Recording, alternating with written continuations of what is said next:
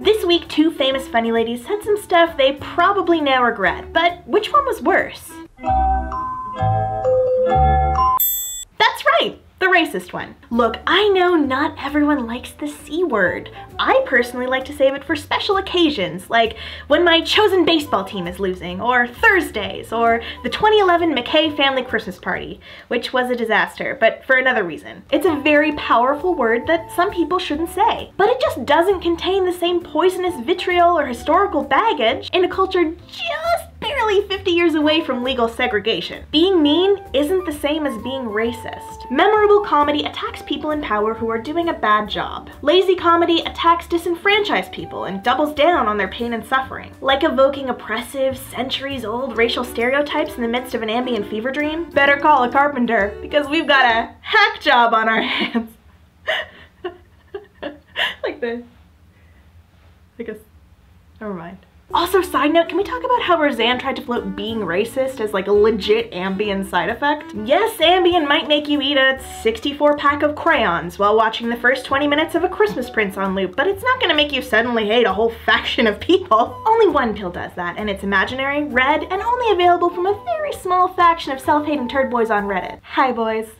The optimistic takeaway here is maybe conservatives genuinely believe that everyone in America has always been treated fairly and equally, and that therefore these insults are equal in context. Now, obviously that's false, but even when we have the information proving so, conservative Americans are less likely to spend the time separating fact from politically motivated fiction thanks to the diarrhea plague that is the fake news epidemic. And here's the darkest timeline. The White House will use this issue to destabilize and disrupt the public's relationship with the most accessible democratic watchdog we have. The media. And guess what, kids? It's 2018 and we're all in hell, so of course the darkest timeline has come true. The White House and the president suggested that maybe TBS should fire Samantha Bee for what she said. Really subtly though. Wait, why is that bad? Well, let me introduce you to a little friend I like to call the First Amendment.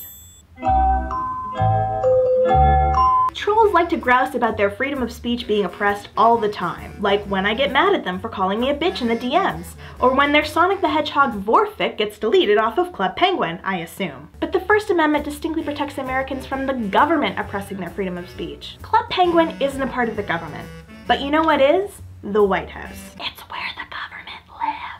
While the White House can say they didn't like Sam's joke, they can't, however subtly, urge the network to cancel the show or fire her. That's a very clear First Amendment violation, and it should freak you the hell out. The most interesting part about this government response is that it was released after the network and Sam had both apologized, and the conversation was kinda dying down. So why would the White House raise the issue again when the story was trending downward? Maybe this administration is trying to froth up their base's vitriol, or maybe they're trying to set a precedent. Sam's mean joke is not okay, but Roseanne's racism, and by extension all of the racism perpetrated by this administration, totally is. Either way, this really doesn't bode well for people working in American media. And the next time someone jokes about the Trump era being good for comedy, I am going to cry blood and collapse into a pile of bones like the Wicked Witch of the West. It's good to have goals, right? If you like this video, please check out my new series with CBC Comedy. It's called Millennials Are Killing It, and I'm gonna link a playlist somewhere here. You can also find me on Twitter most of the time at MMMEGAN, and if you hated this video, come yell at me. I love it. It's so much fun to be yelled at online. Please do it. Am I tearing up? I'm not tearing up. I'm fine. Do it.